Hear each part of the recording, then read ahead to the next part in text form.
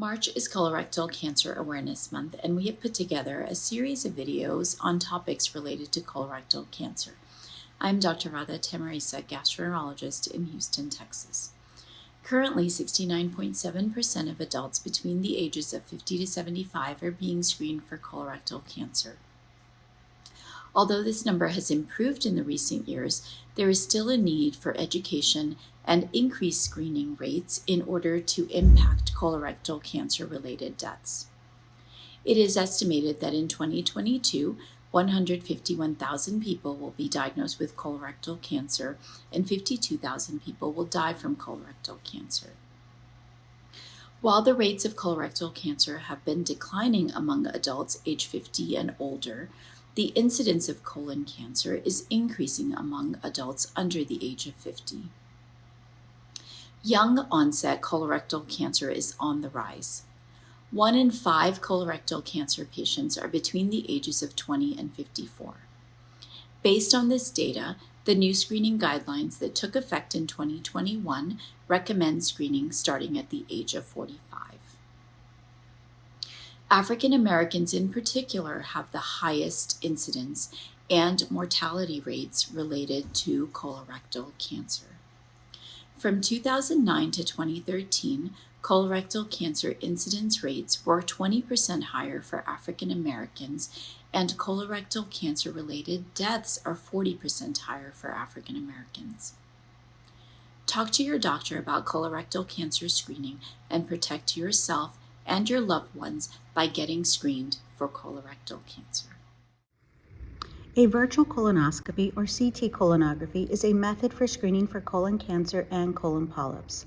It is designed for average-risk patients greater than 45 years of age or those who are poor candidates for sedation during conventional colonoscopy.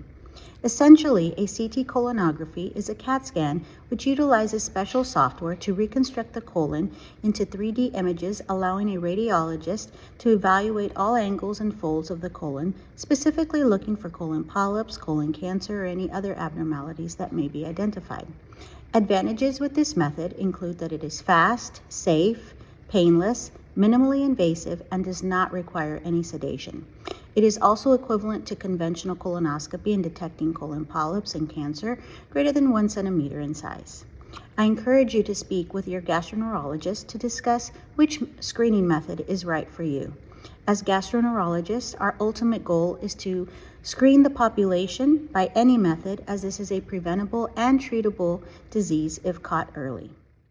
March is Colon Cancer Awareness Month, and we wanted you to know that the guidelines for colon cancer screening for average risk men and women has recently changed from age 50 to age 45.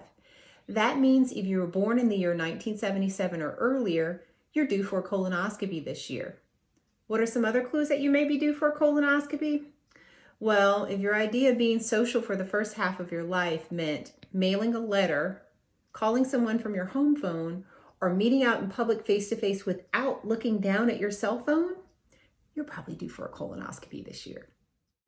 Hi, I'm Dr. Terry Sorrell, a gastroenterologist from Lubbock, Texas, and I'm here to answer the question, what is a colon polyp? Well, a polyp is a growth that begins in the lining of the colon or rectum, also known as the large intestine. Some types of polyps, if left in place, can turn into colorectal cancer over time. During a colonoscopy, different devices and maneuvers are utilized to remove polyps and thus prevent this change. Other than doing the colon cancer screening with non-invasive tests and invasive tests such as colonoscopy, is there anything in our day-to-day routine that can decrease the risk of colon cancer? There is. Diet is one of them. Diet rich in fruits, vegetables, and whole grains, and low in red meat and processed meat has been shown to decrease the risk of colon cancer. Second one is obesity. Obesity and overweight are independent risk factors for colon cancer in both men and women, but more so in men. So maintaining a healthy lifestyle by keeping the BMI less than 30 or 25 will help decrease the risk of colon cancer. Third one is aspirin. There are several studies that showed that aspirin a day can decrease the incidence of colon polyps and thus decrease the risk of colon cancer. But since taking a daily aspirin can carry certain side effects, please do discuss with your doctor whether taking an aspirin a day will be beneficial for you to decrease the risk of colon cancer.